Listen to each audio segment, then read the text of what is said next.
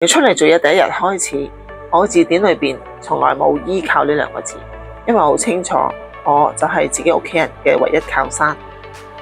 我唔知你有冇試過失業、冇錢，甚至連聽日開支點算都唔知嘅日子都有。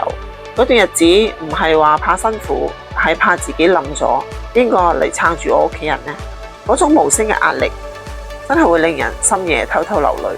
但正正係因為經歷過一無所有，我先發現女人最大嘅安全感唔係人哋俾你嘅承諾，而係你有能力隨時靠自己重新出發。一定要有自己嘅收入，唔係因為貪錢，而係因為當風浪嚟到嘅時候，你可以好有底氣咁講一句唔使驚，有我喺度。